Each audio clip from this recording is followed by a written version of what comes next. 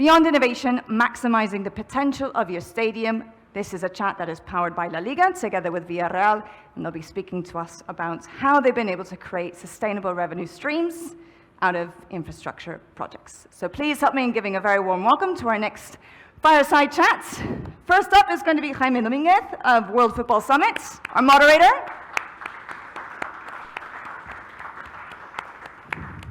Hello, good morning. Then we have Juan Antón, the Commercial Director of Villarreal CF. Hola, bienvenido. Then we have, last but not least, Milos Nenadovic, the Club Infrastructure Consultant from La Liga.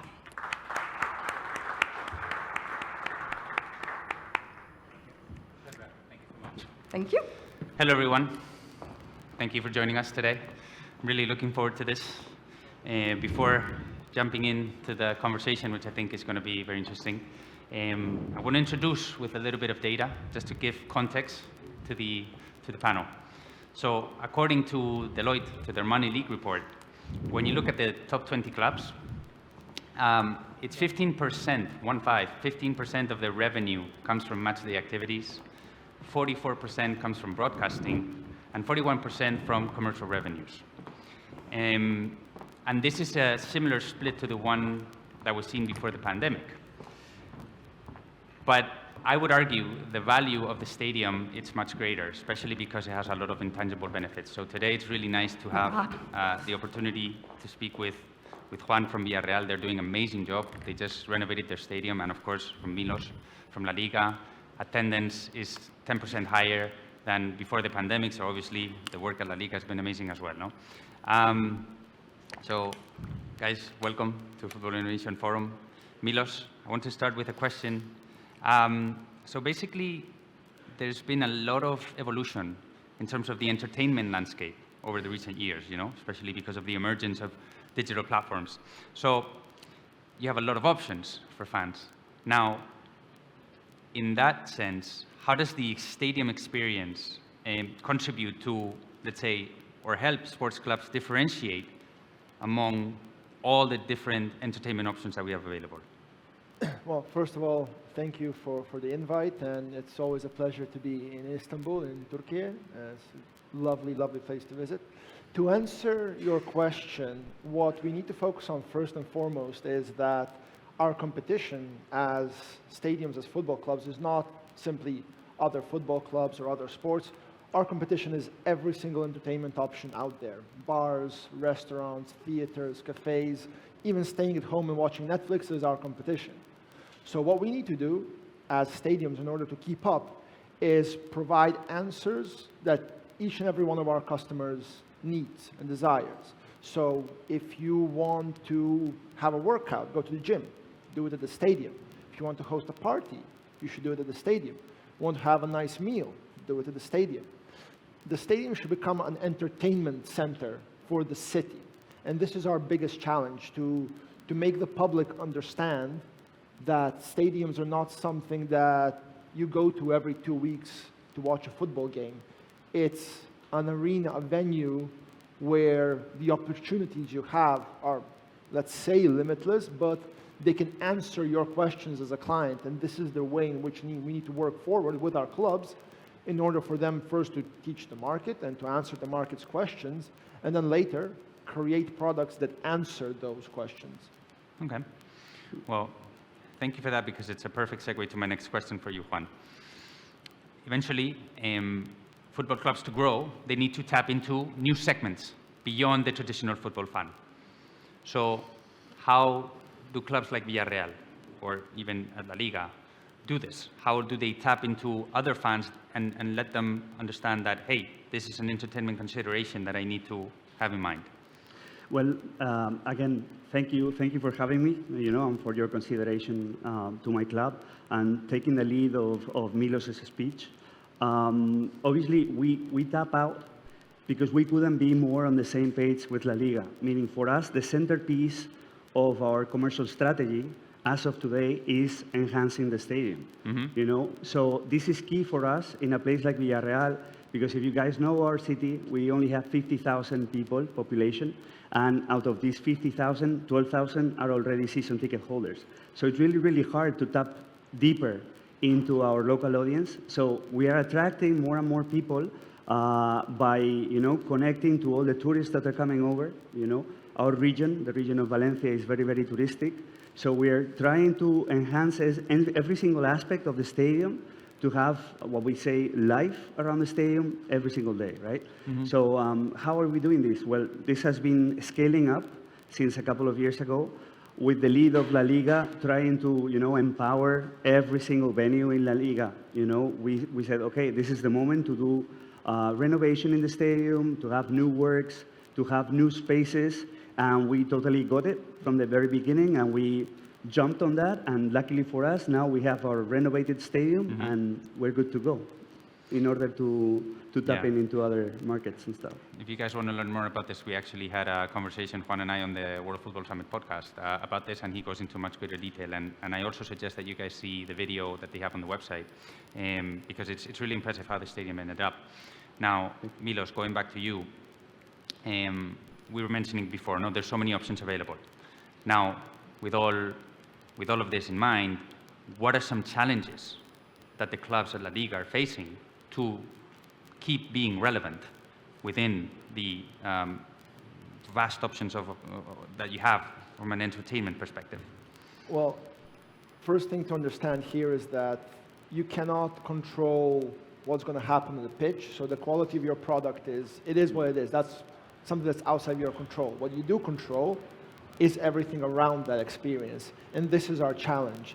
In order for that experience, from when you buy a ticket, to your access control, to your circulation, to your F&B options, to your seat comfort, to your egress, that everything is catered to the customer's need. And our challenge is finding a way for each customer segment or each group to have that optimal experience, because other options have figured it out.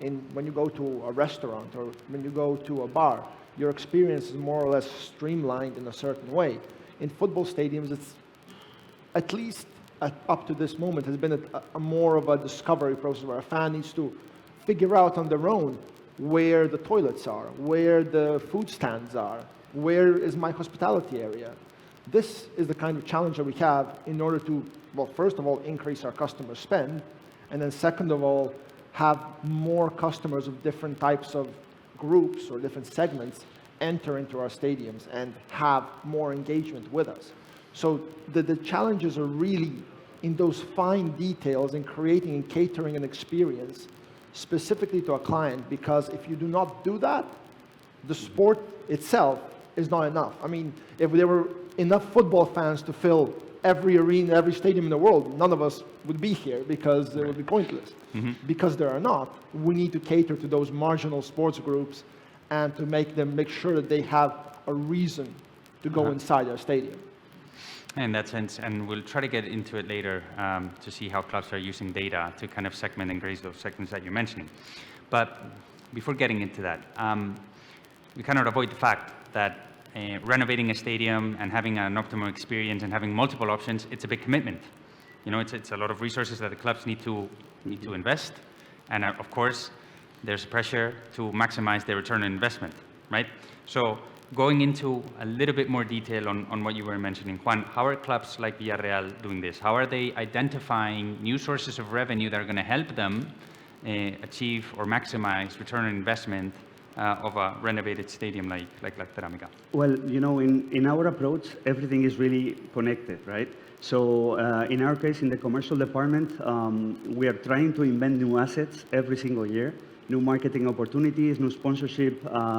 Ideally for us, being La Liga such an international property, is to reach out to international markets, such as the Turkish market, and to have companies coming over, right? So either we had a venue that was fit, up and running, and it was excellent with the spaces, with catering opportunities, with the personal approach for these companies, or we are not going to be able to grow on the marketing side. So I could consider the stadium as a business that has a break-even target, but it's helping me grow in every single other area. For example, Villarreal has engaged in an international project with international academies, For me, to be able to offer these international academies, even the opportunity to play in the stadium, meaning the season is over, I have maybe probably two good months of utilizing the stadium for football purposes, not concerts, that's another story, but puristically, the approach in football, that gives me a lot of selling stuff, you know? I mean, for me, strategically, the fact that I'm able to offer restaurant spaces, a different approach to these companies, to these students, these players that can come over and feel that the bridge between whatever they are and Villarreal is true, and it's true in the stadium sense, that's fantastic. At the end of the day, it's all connected, if you think about it. No, it's analyzing the segments, as Milos was saying before, and then generating new services that target specifically to those segments. No? And that's the challenge, obviously. No?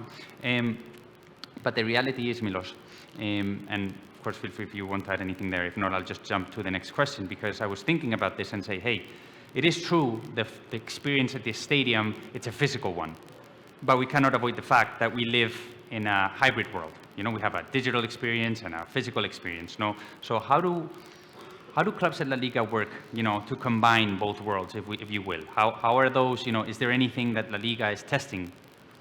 Yeah, well, it would be, again, first of all, it would be great if the physical experience was enough, right? But we're no longer in a world where that's the case, where every generation needs to have a digital experience at the stadium. We would start off by thinking, at least in the earlier years, okay, let's create digital experiences for the millennials and now for Gen Z. But we're seeing that every generation across the whole spectrum needs a digital experience. And what we're starting to work with is, again, here, the main concept being customer service. What we're starting to work with, first of all, is facial recognition software, for example, for entering into the arena, so you don't have to use a ticket. You can just come in and have your face scanned, and that's it. You're good to go. We're working with optimization of the food delivery and quick pickup systems, right? We've had these software in place for about 5 or 6 years already in some of the stadiums, and we've found that it creates a lot of bottlenecks because, well, in a system where you have 30, 40, 50,000 people, a lot of, let's say, lead time can be wasted, a lot of bottlenecks can be created by people using software at the same time. So we're kind of trying to figure out in which zones to use pickups and which zones to use delivery, how those two can work together logistically in order to reduce wait times, reduce bottlenecks, reduce queues, so that our clubs and our clubs' clients have, let's say, more time to watch the game, but are also incentivized to increase their spend. And then what we really want to get into at the end of the day is also heat mapping. Okay. So to understand how circulation is flowing, and we're trying to do studies on that, in order to connect them to digital spaces or digital channels that can tell you, don't go to bar B because there's a lot of people right there, go to bar C because that one's empty. Or toilets X are really crowded right now, but toilets Z are quite empty, you should go to that one. That's kind of the next step of our evolution. What I take away from that is that at the end of the day, you're trying to reduce friction, right? So exactly. Basically, you know, make the experience flow as seamlessly as possible. And obviously, we've all been at the stadium, right? There's always, you know, places where it's more jammed, to your point, or there's, you know, whatever issue. I think that digital component is going to help the fan have a, you know, just I'm going to watch my game, I'm going to have the best experience possible, and then I'm just going to enjoy. We control the experience that our customer has. So we need to do the best that we can in order for him to have no reason to have any negative comments at all. And Juan, let's take this out of the stadium, because to me, I think the stadium has the potential, it already does, to be, you know, a centerpiece of the local culture at the end of the day. It's not just the football match, right? And I think Villarreal is a good example of, and you can correct me on the data here, but I think it's 50,000 people live in Villarreal, and I think it's like about, you guys have like season ticket holders is like 25,000, so it's pretty much more or less half the city.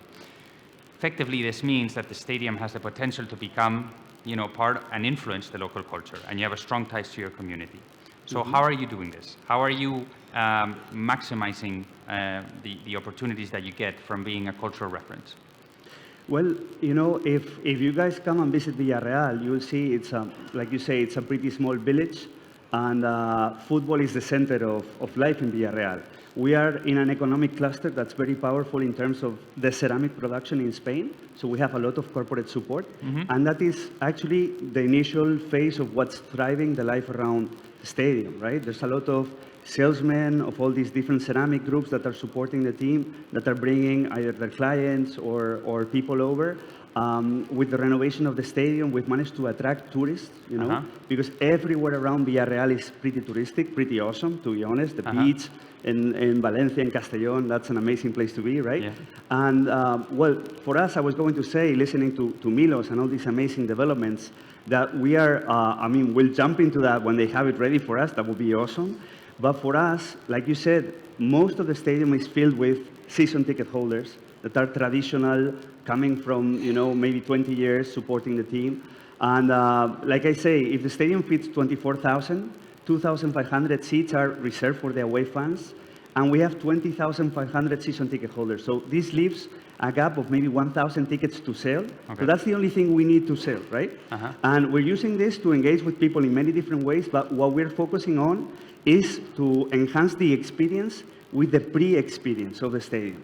Meaning, for me, it is very important, as of today, a team like us that has a lot of corporate support, maybe it's the same case for other clubs, to be able to give my sponsors or my partners the opportunity to have a very flawless, seamless communication with the club. So we're investing in technology that is helping me, just the fact of spreading the tickets out, you know, just the fact of personalizing their experience for the, you know, to prepare for the real experience, right? And then the more data, the more information they have of our stadium, being a smaller venue, you know, I think Villarreal is a perfect showcase and inspiration for other small-sized clubs, you know, like us, like with a reasonable investment, you can have a reasonable stadium going on. We'll jump into higher technology and be able to have all this circuit, you know, flowing and thriving again. That's a good point. I think, well, 2 points for what you just said, or at least that I take away. One, the match experience starts way before the experience. So, you know, you have to effectively keep engaging fans, you know, at a certain time, at a certain point before. But also, how do you keep that flow going, correct? So make them want to return, make them want to spread the word that the experience at the stadium is fantastic and that you have to go. So just keep that circle turning and turning, right?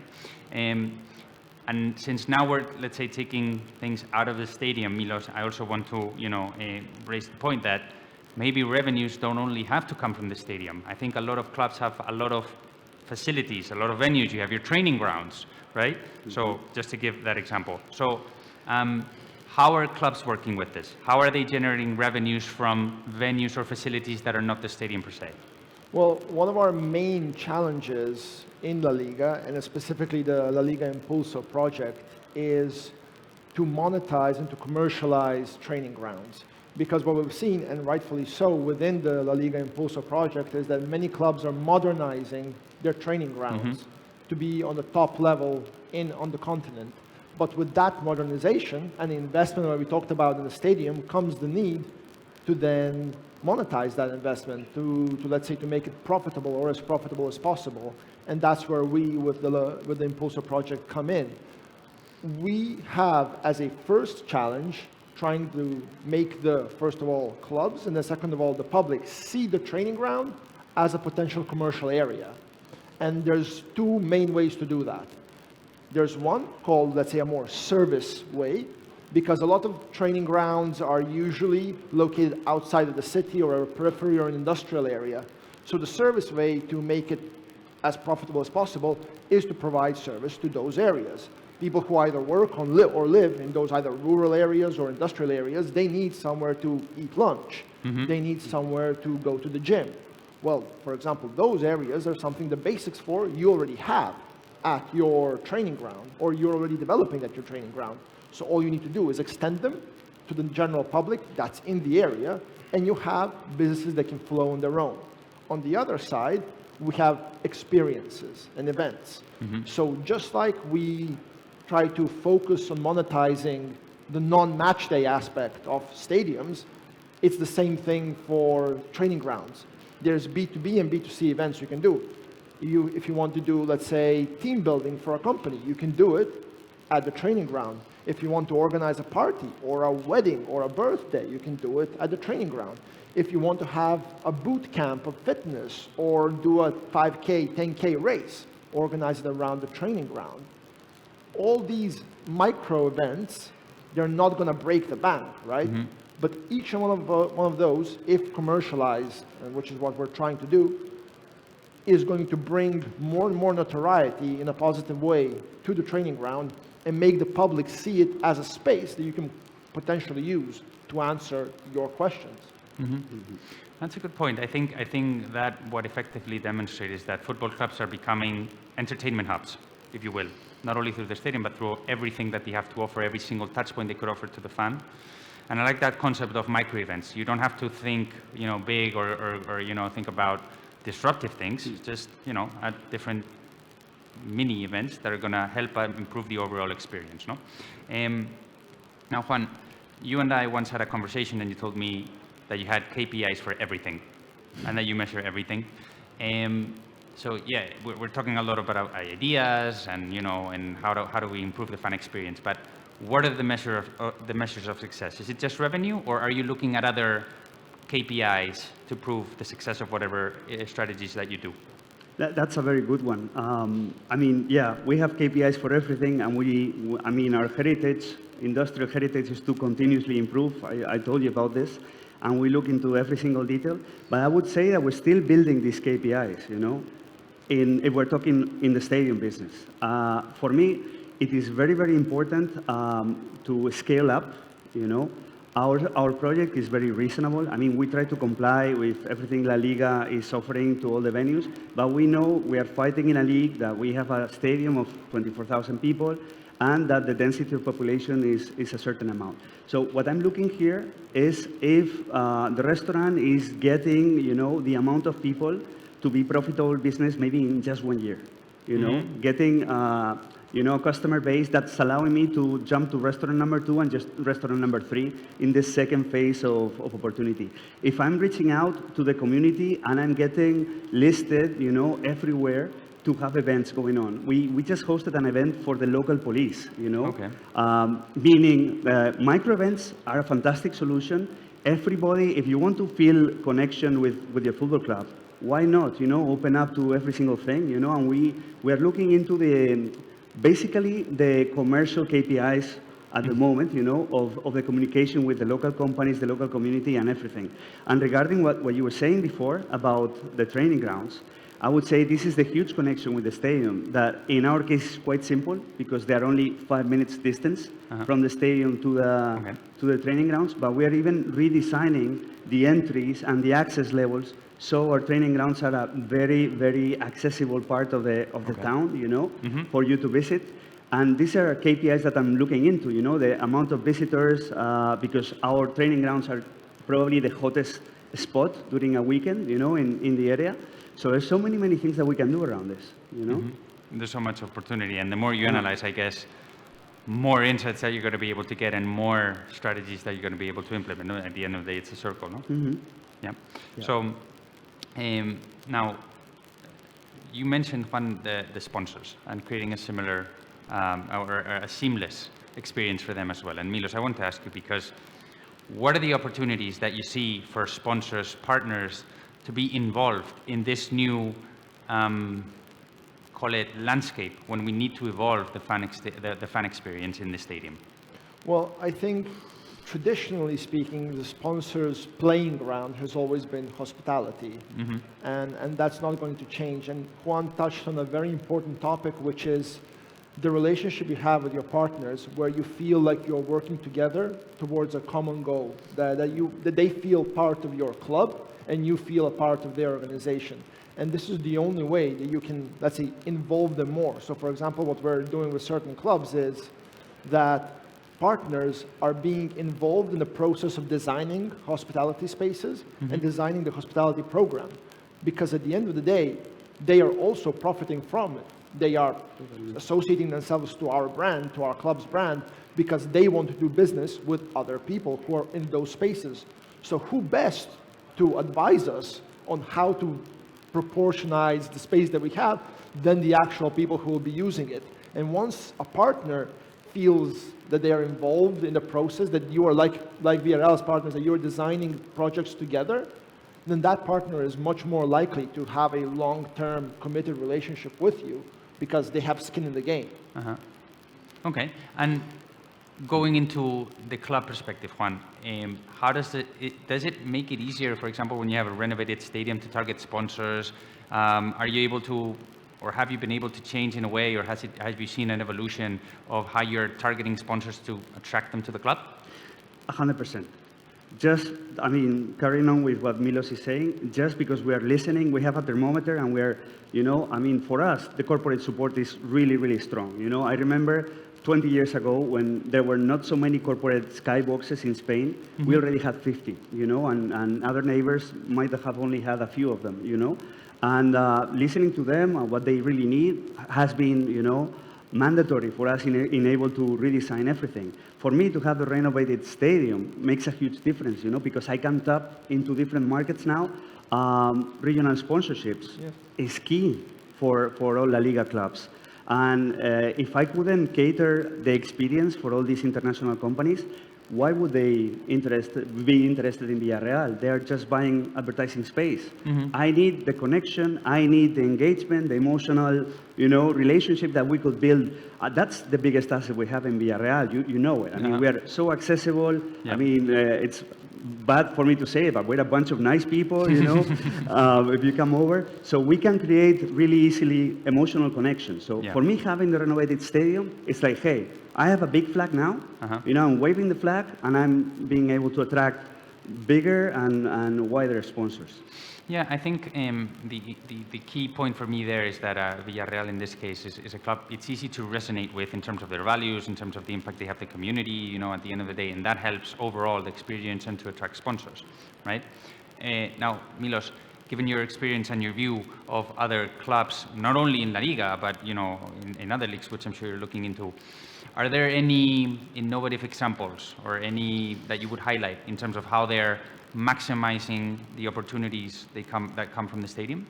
Well, we can separate that into match day and non-match day. On the match day side, I mean, first of all, I will give a shout out to Villarreal, for example, because their F&B space, the restaurants, are a great example of how to solve one of the bigger issues that we had in Spanish football, which is the amount of time that people spend at the stadium.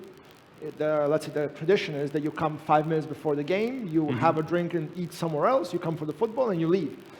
Villarreal is creating restaurant spaces at the stadium that you can go to before the game, spend time and money at the stadium. That means you're spending there more time, you're more open to other club products, and you're there at the stadium right when the game begins. So this is a great way in order to have people at your arena or at your stadium for a longer time and increase their spend. Other clubs in Spain have options to do different types of experiences. Like, for example, one of the best ones is Levante, who has, I think, 6 or 7 different match day experiences.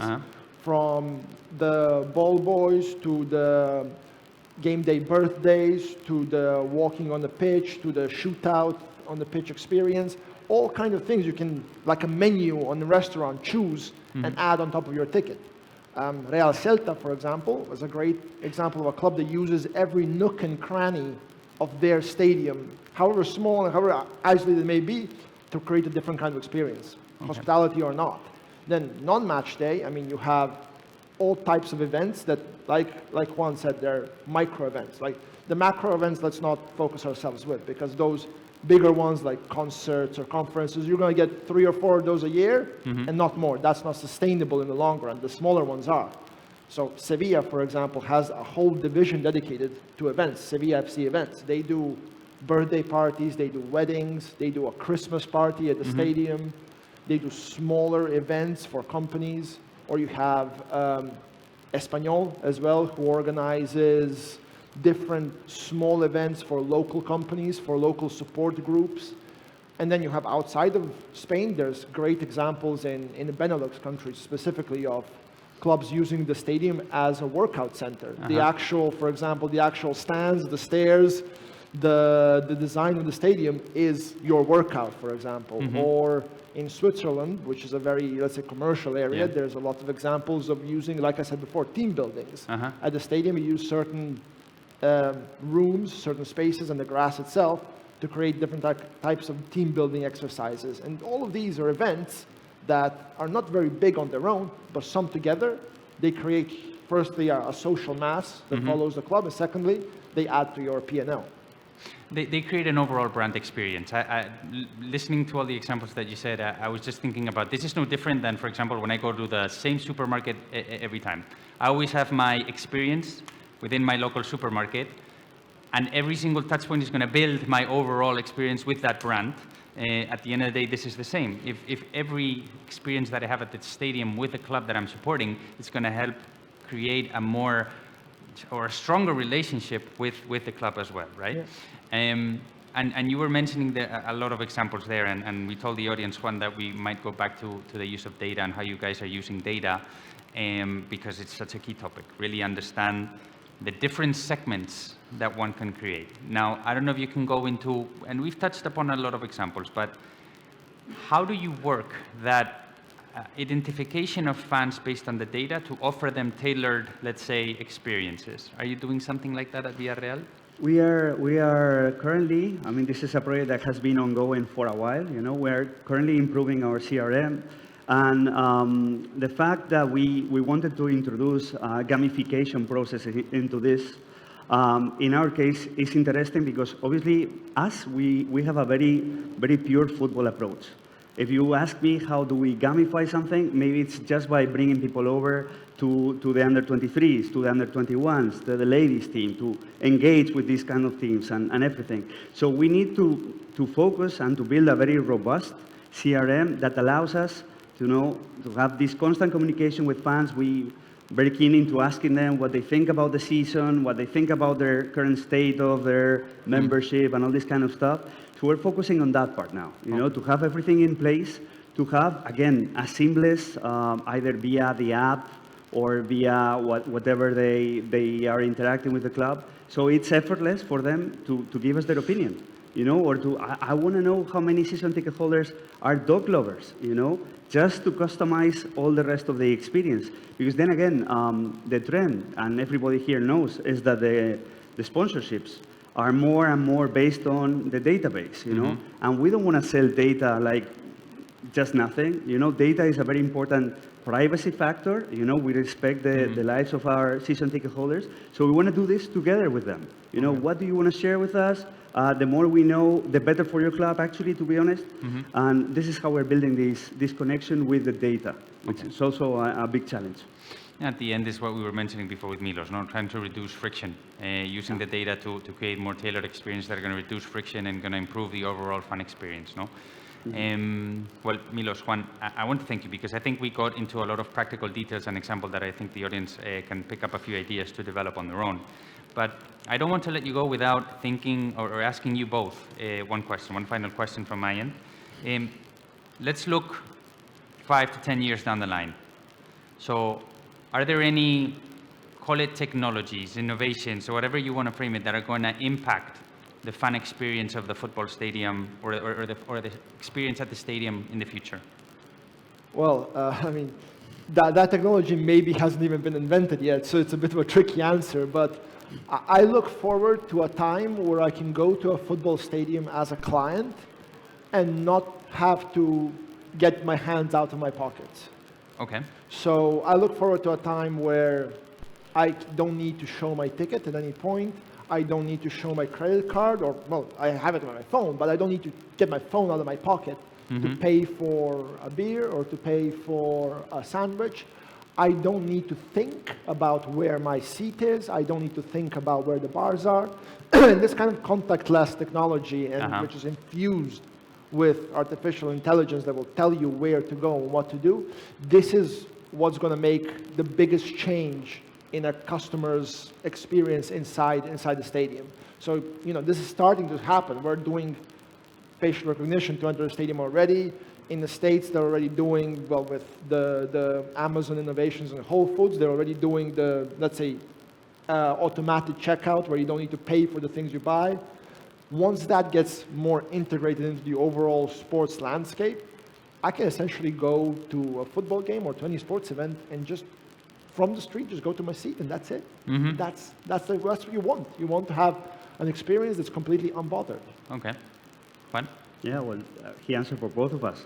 That's amazing. I mean, in my case, and going back to maybe the human touch, I would love to have, a time when the stadium is always full, because the connection between the fans is so strong, that, I mean, we actually encourage, if you're not coming over to the stadium, please lend your season ticket to a family member or to somebody, because we want the stadium to look super good. I mean, the more people, the merrier. We've renovated the stadium, but we took out some seats to have a more comfortable experience. So if in 10 years from now, the stadium is always full, just because the connectivity is so strong, that everybody knows what's happening, no friction, everybody's coming, or everybody has lent the season ticket to somebody else, that would be awesome, I mean, to have the human connection, which is the most important part for me, thriving around the stadium, the city. For us Spaniards, football is a very, very important part of our lives, and yeah, something like this. I think football also here in Turkey is a big part of people's lives, and I agree. I think, and guys, I'm sorry, but I just think it's important that you guys stay with the concept of reducing friction.